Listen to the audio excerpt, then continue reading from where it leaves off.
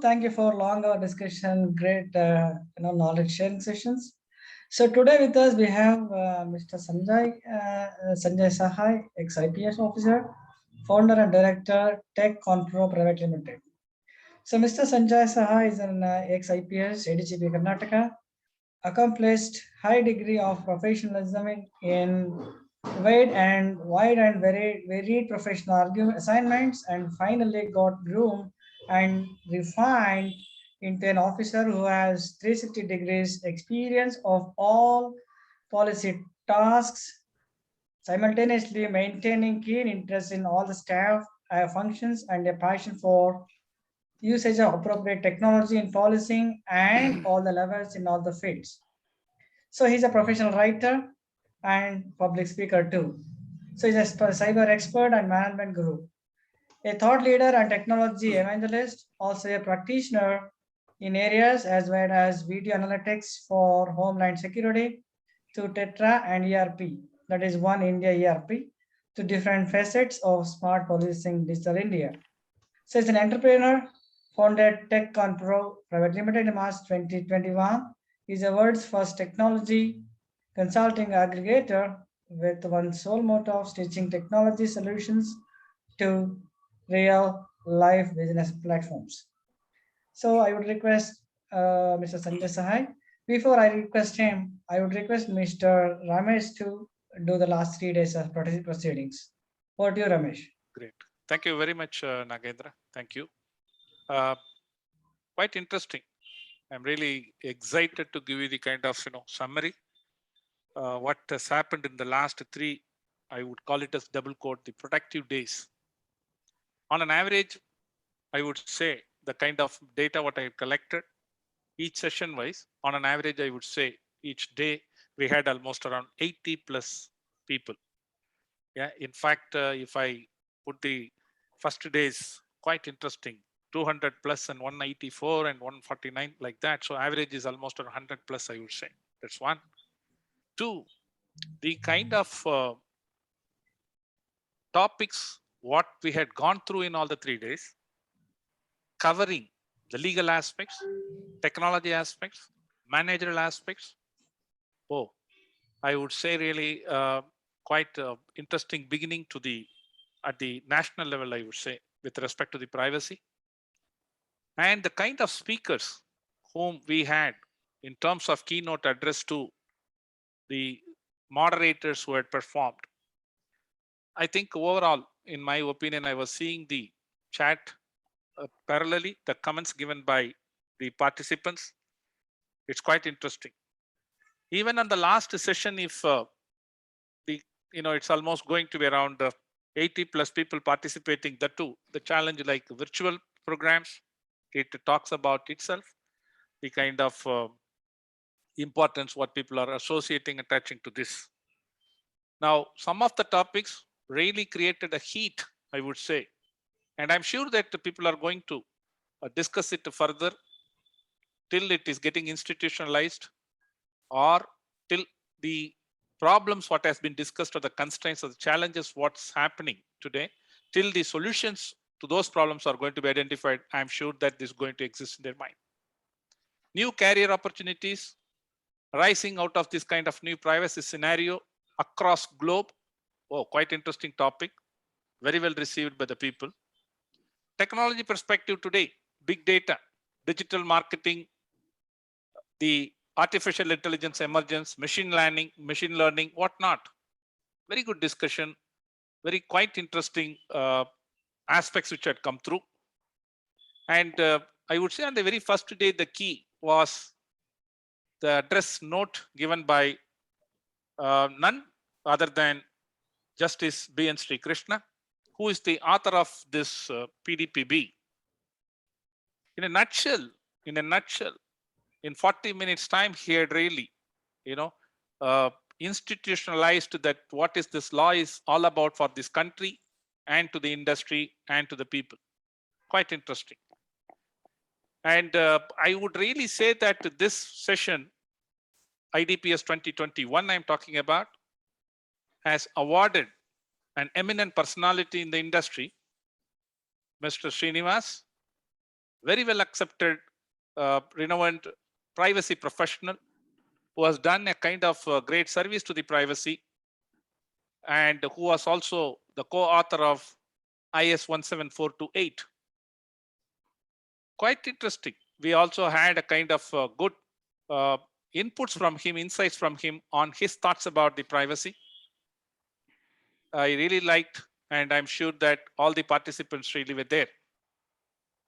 The topics like the data protection laws in India, past, present, and future, the kind of roadmap which was discussed amongst the participants, eminent personalities, very, I would say, fiery thoughts which had been, come out in the presentation, and people really had a kind of good understanding. Also, the challenges to the law enforcement from the data protection laws, employee privacy, and role of HR in the data protection, which probably all these organizations are going through.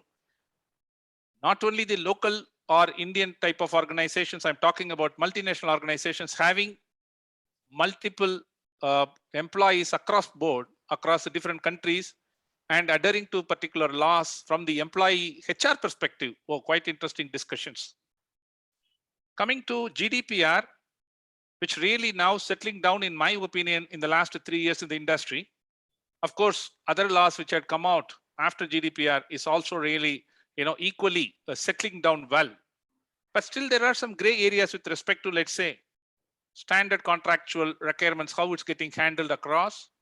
When we are talking about data transfer across different territories, was very well addressed by eminent speakers, and they're all, in my opinion, quite interesting. Like, if I had to say that, the well proven people who had participated in this kind of discussions, where it was really knowledge sharing was very high.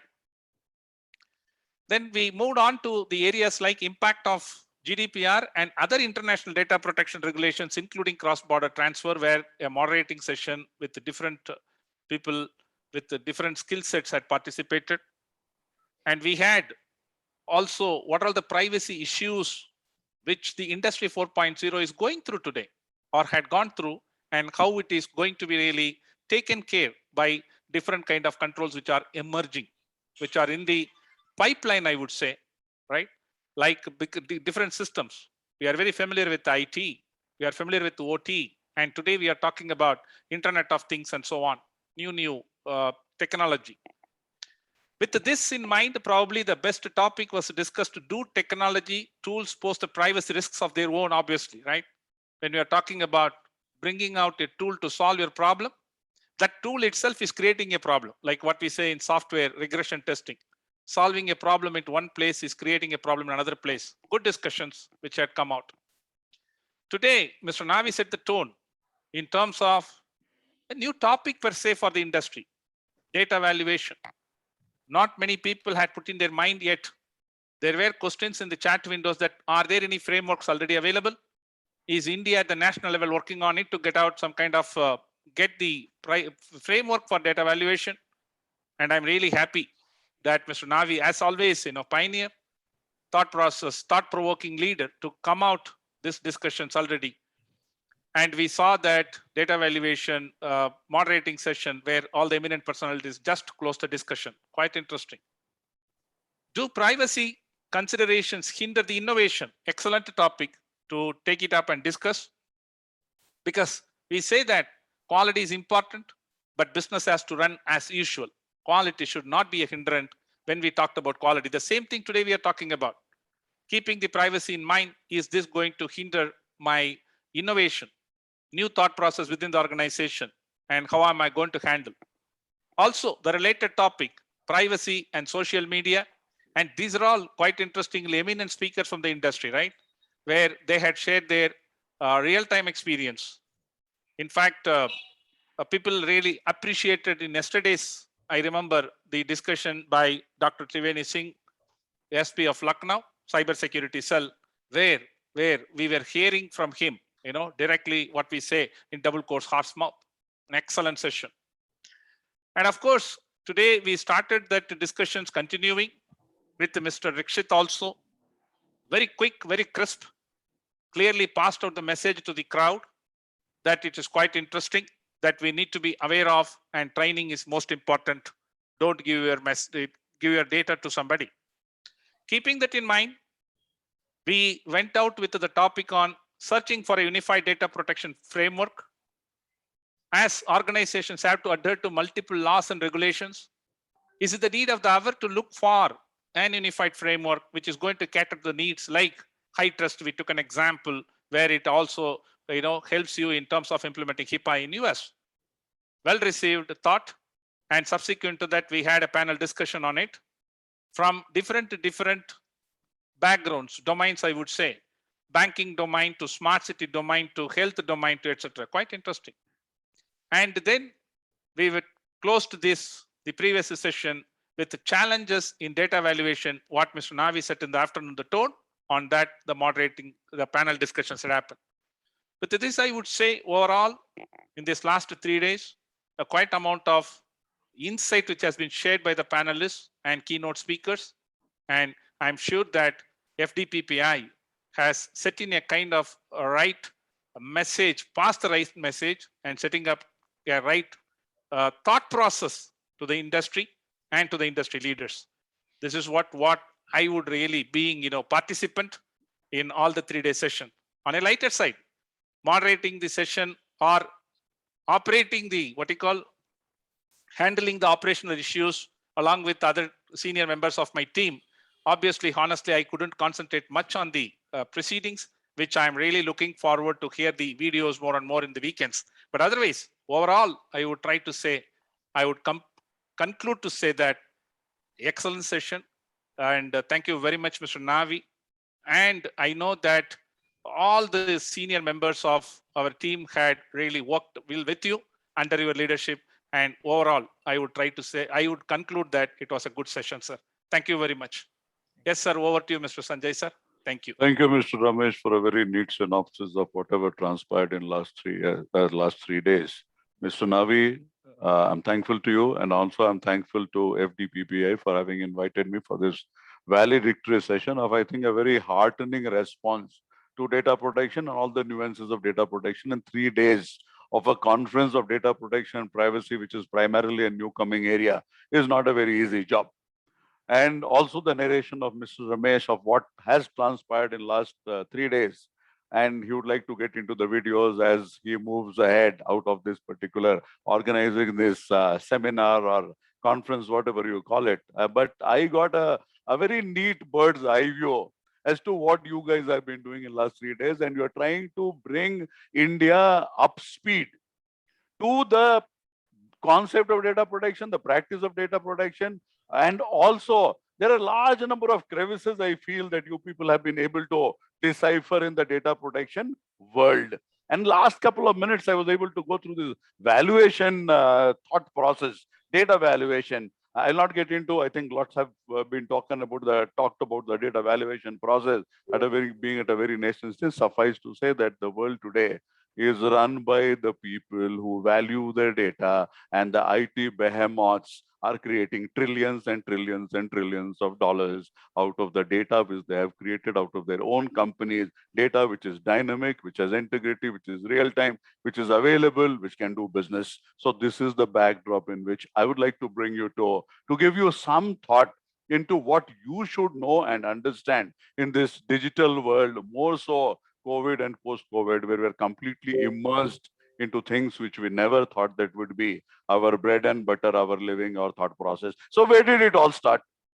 To best of my understanding, it started with the Patriot Act, uniting and strengthening America by providing appropriate tools required to intercept and obstruct Terrorism Act of 2001.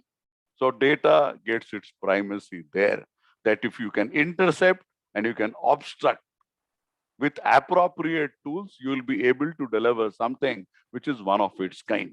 So data started getting its primacy more from a military government complex rather than from a commercial complex, notwithstanding the fact that encryption has been a tool with the US government for a long, long time. And when they came up with a very high level encryption, there was a backdoor which was left. So citizens were transformed into suspects. You just get it clear. The citizens were transformed into suspects, customers into captive money spinners, and social media users into addicts.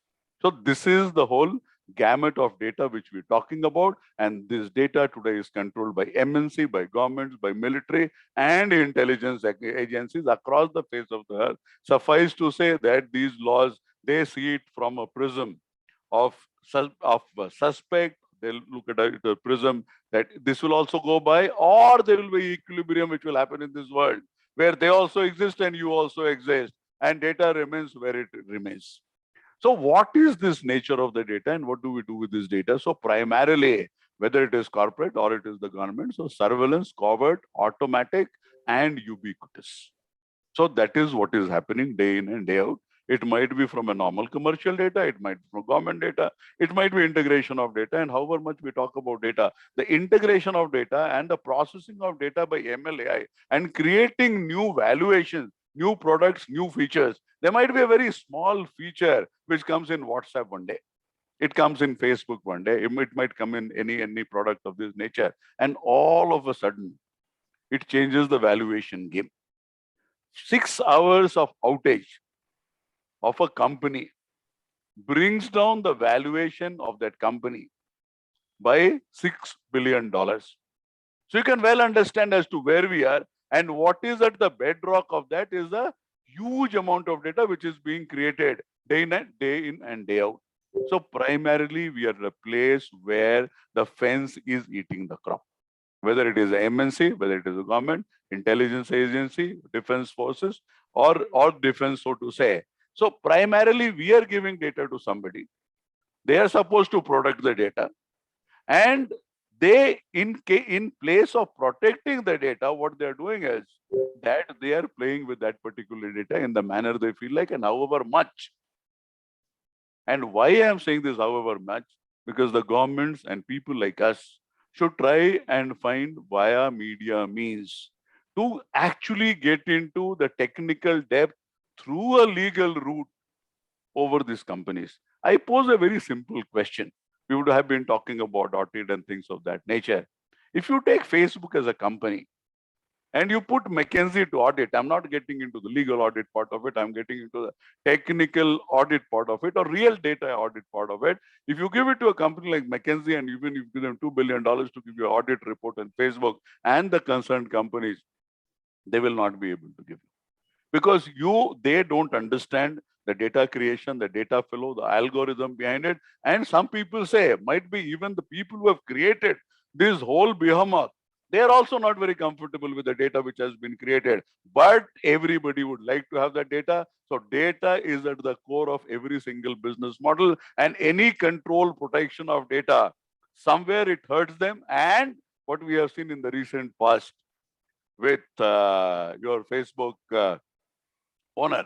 So even with congressional committees, they have been able to get away with it. And the last was, I think, where we had this Google CEO and this thing, your Facebook CEO, 4 of these CEOs, they faced the congressional committee in United States Congress, and still they have come out unscathed, where things were made very, very clear of the nature of data which is being created and the nature of data, the way it is being utilized, and it is going against the privacy, data protection, and all sorts of rules and norms which is happening.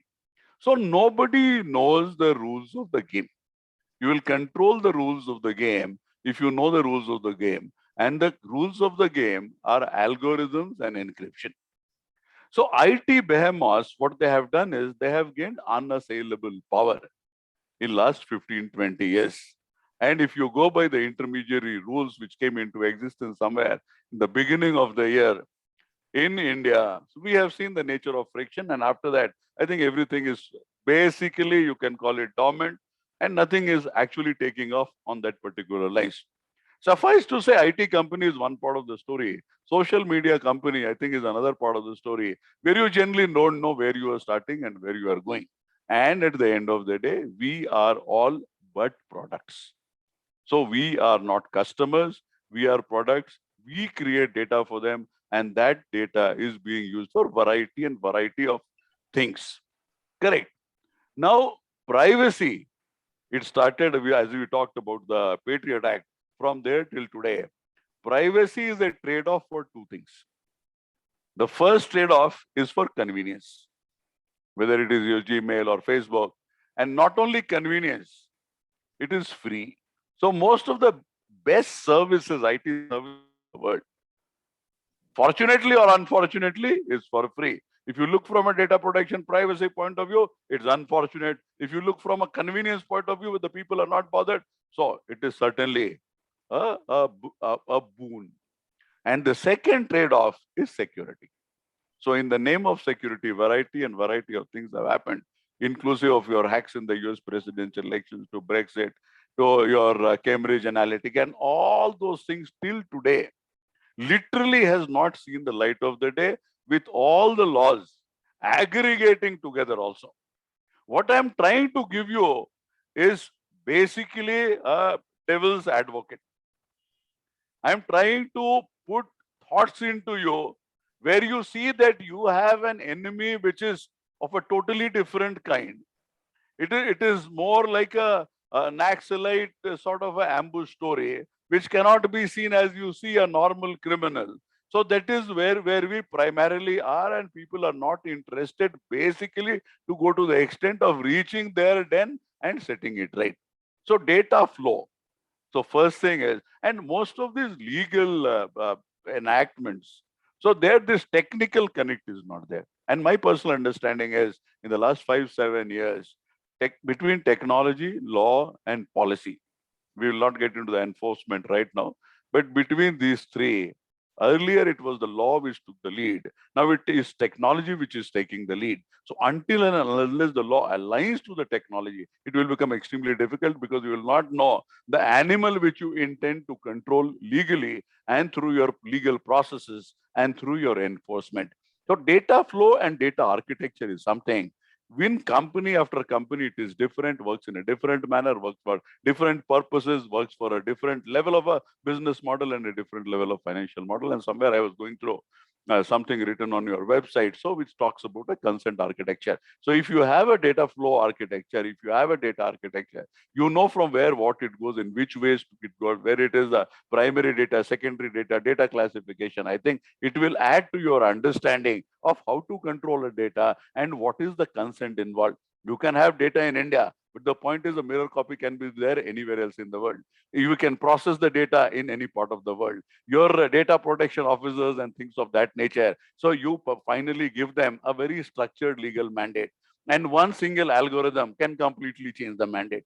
So there has to be some connect between technology, between legality, between process, between enforcement, and over and above all, a generic understanding of technology will not do. So today, every single field in this world is 50% domain knowledge and 50% of technology. And until less more so in areas of data protection and privacy, if you are not wedded to technology in the manner that you also have a capability of hands-on in technology, it will become very, very difficult. So we are, or the laws across the world, it is may be GDPR, or we have this California Consumer Privacy Act, or whatever law is in the offing in this country, we are trying to control a black box data regime.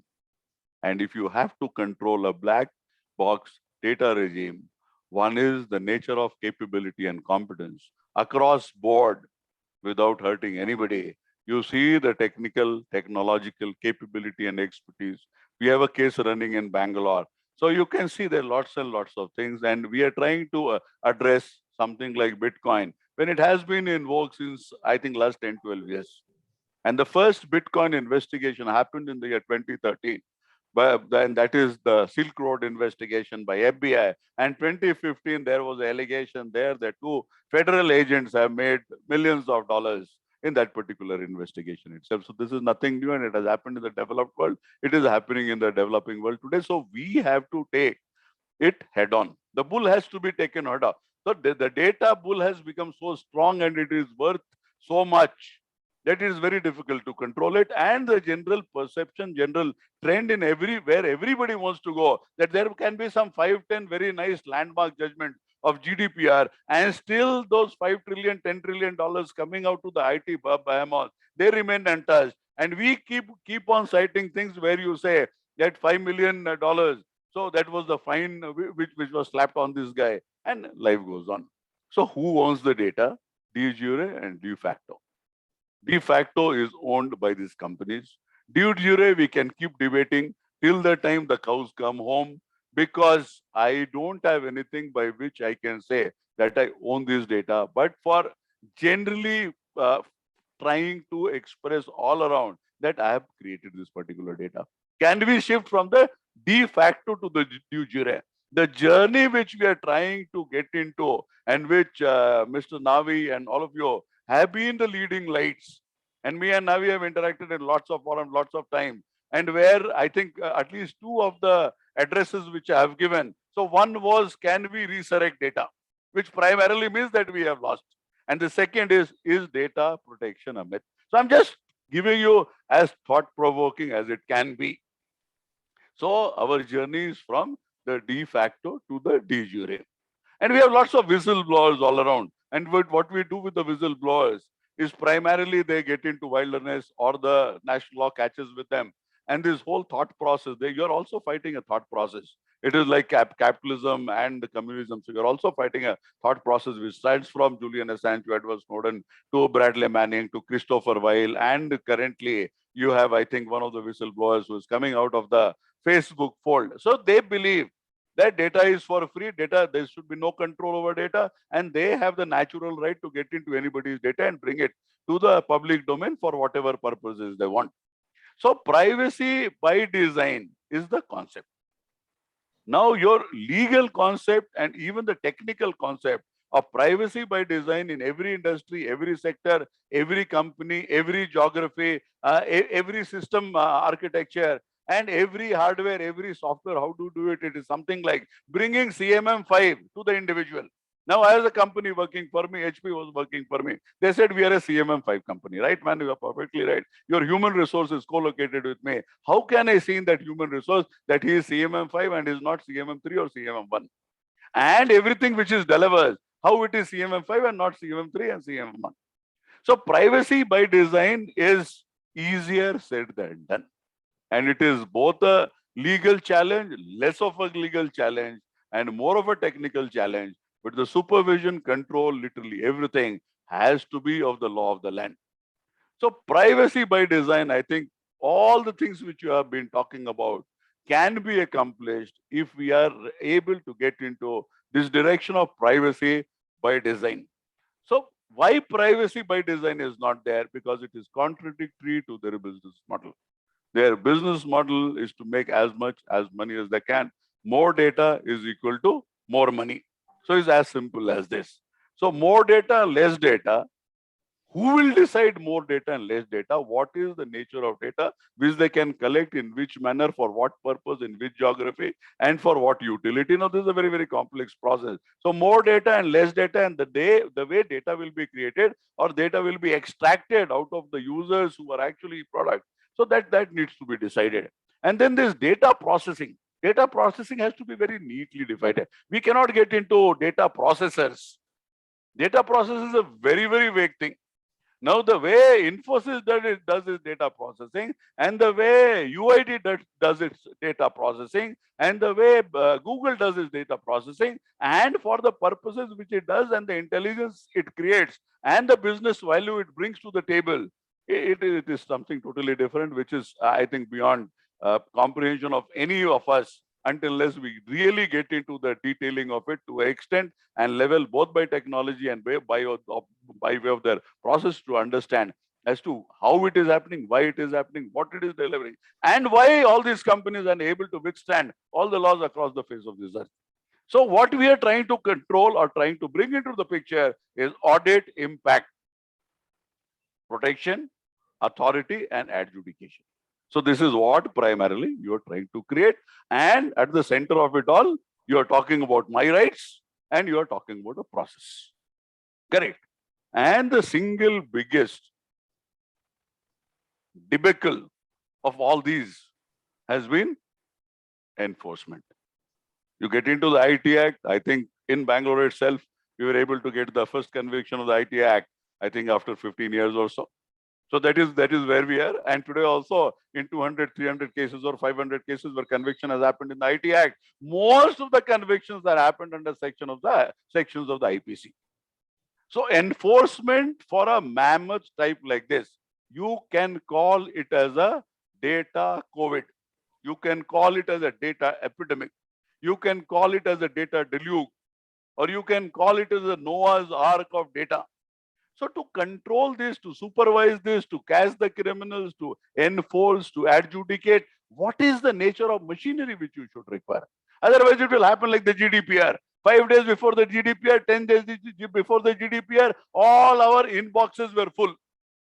Sign consent, sign consent, sign consent. If it was so easy, everybody has given the consent to GDPR or whatever part of that GDPR in that particular organization. So I should believe and I should presume that GDPR has been implemented in totality to the satisfaction of each single subject who falls in that particular domain. So the crux of the matter is, whatever little we have been able to achieve, whatever little we'll put into enactment, I think very, very shortly, whatever great work Justice Sri Krishna and all his team has done and whatever the whole country has churned out. So even that part of enforcement needs a huge machinery which has the technical capability and does not go behind circles after circles and do not try to put law or investigation or adjudication capabilities above and beyond the technology and the problem and what they're trying to set right. So this is a huge challenge at the crossroads of the technology and the law, and every single human being on the face of this earth is being impacted. So this is the opportunity to change our future, change the trajectory of our existence, and change the trajectory of the professional competence and expertise which we require in large number of areas. Fortunately or unfortunately, this requires a professional expertise which is a totally different kind, which is interdisciplinary, and you're talking about Rakshit Tandon, the training. Certainly, I believe in that. I, for one, have never been trained by anybody. I don't come from either an engineering background or a law background or a management background. So anyway, with all that, so I believe in self-learning. Nonetheless, I think training will be able to bring us to the level it should. And only yesterday I write a daily post every day and I wrote, can we live without technical expertise? So this is the final question mark to all the stakeholders in this particular ecosystem. It is time for us to deliver. If we deliver, we will be remembered for all time to come. If we don't, we will fail as we have failed in most of the industrial revolutions. Thank you for providing me this opportunity. Thank you very much, sir. It was a great insight into different aspects of data protection. I'm sure many of our members are completely awestruck with whatever you have spoken. I, of course, know you and also heard you. Yeah, Ramesh? Navi sir, with your kind permission. Yeah. Mr. Sanjay Sahai, trust me, I heard so much about you. Yes, First time I'm experiencing it. One word, shell shocked. Excellent, sir. Thank you very much. Thank you very much. So great. I would definitely, I would definitely think that you need to really come and address like this in multiple forums to really motivate and people sensitize them really. Great, sir. Thank you very much. Really. Thank you. But Nice I've been doing this for last 11 years. Excellent, Yeah. excellent. That's why I said it's unfortunate that I was not aware. Thanks to Mr. Navi and to this forum. Great, sir. Great listening. Thank you. Thanks a lot. Thanks a lot, Mr.